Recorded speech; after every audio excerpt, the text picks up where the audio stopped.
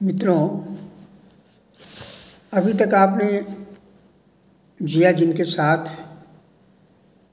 मेरे अभिन्न कई साहित्यकारों के संदर्भ में आपने मेरी गाथा सुनी। अब मैं एक ऐसे व्यक्ति की गाथा का व्याख्यान करने जा रहा हूँ जो कन्नौज के बहुत प्रसिद्ध डॉक्टर थे, जिनका नाम था डॉक्टर प्रताप नारायण टंडन। डॉक्टर प्रताप नारायण टंडन का मेरा साथ 1973 से और 1998 तक निरंतर रहा। उन्होंने हिंदी के लिए बहुत कार्य किया।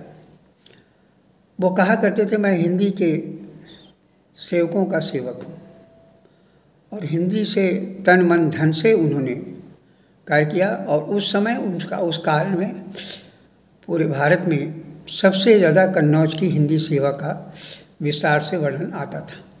ऐसा लगता था कि हिंदी केवल कन्नौज में ही है, क्योंकि उस ज़माने में जब डॉक्टर साहब ने ये कार्य प्रारंभ किया तो हिंदी के बहुत से साहित्यकार, लेखक, पत्रकार बाहर से आकर के कन्नौज में रहे और कन्नौज के कार्यक्रमों में सहभागिता प्रकट की।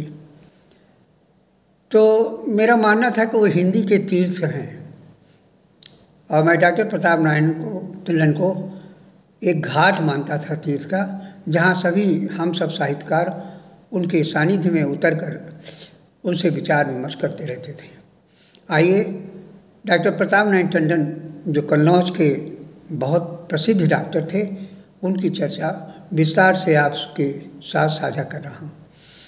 टांडा जन्मस्थली और कन्नौज में चिकित्सा सेवा कार्यस्थली बनाने वाले डॉक्टर प्रताप नारायण टंडन एक प्रतिष्ठित खत्री परिवार में 29 दिसंबर 1917 को जन्मे उन गिने चुने आधुनिक हिंदी सेवकों में हैं जिन्हें राष्ट्रभाषा हिंदी की प्रतिष्ठा दिलाने तथा प्रचार प्रसार में संघर्ष करने, कन्नौजी साहित्यकारों के ग्रंथों की खोज करने, अप्रकाशित पांडुलिपियों का संपादन और प्रकाशन कराने तथा प्रकाशनी हिंदी निधि की स्थापना करने का श्रेय जाता है। ये भी सबको विदित है कि 1966 में कन्नौज उत्तर प्रदेश 1986 में कन्नौज उत्तर प्रदेश हिंदी साहित्य सम्मेलन की स्थापना की, और उसी मंच से 1987 में उत्तर प्रदेश हिंदी साहित्य सम्मेलन का स्वर्ण जयंती अधिवेशन कन्नौज में संपन्न कराया, जिसमें विदेश विदेश के 500 से अधिक हिंदी सेवी तथा साहित्यकारों ने उपस्थित होकर सार्थकता प्रदान की।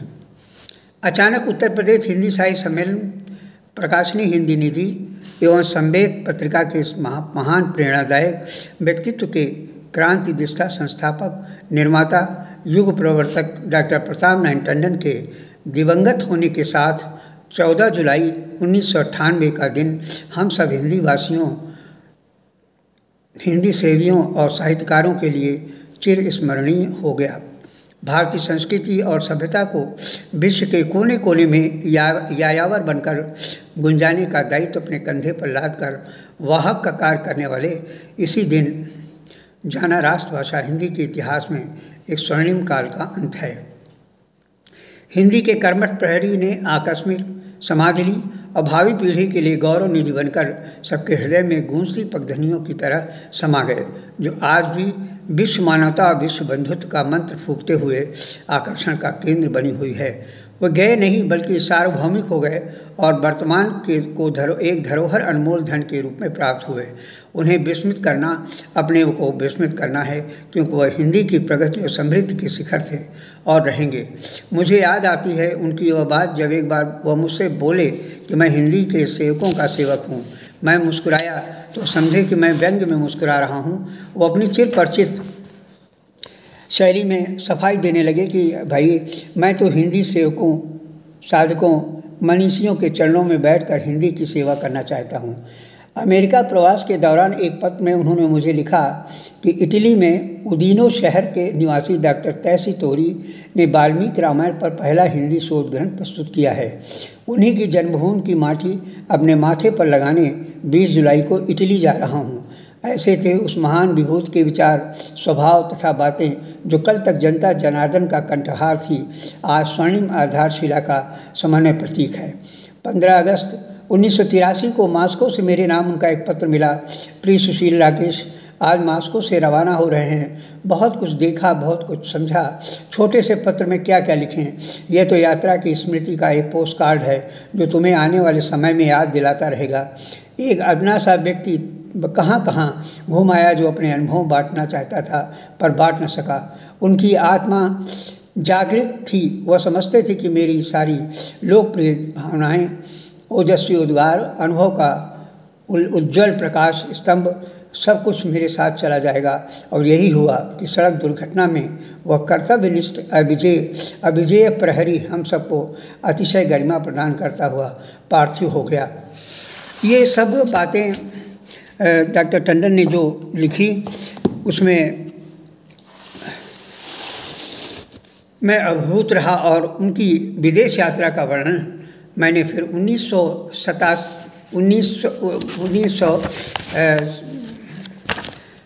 2017 में ये किताब एक छप करके आई, मेरी यायावरी। मेरी यायावरी में मैंने डॉक्टर साहब वो 148 देशों की यात्रा करके विदेश की यात्रा की थी और उस विदेश यात्रा को लिपिबद्ध करने के लिए मैंने उनसे निवेदन किया तो वो बहुत मुश्किल से तैयार हुए।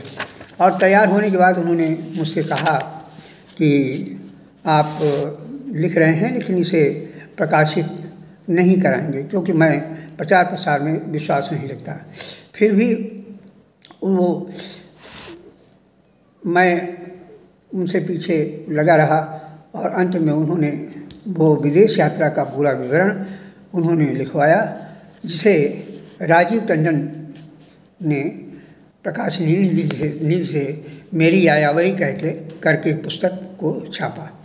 मैं उनका बड़ा ऋणी हूँ कि उनकी लेखनी को उन्होंने प्रकाशनाधीन किया और सारे लोगों के सामने प्रकट किया। मैं उनको बहुत बधाई और आभार व्यक्त करता हूँ।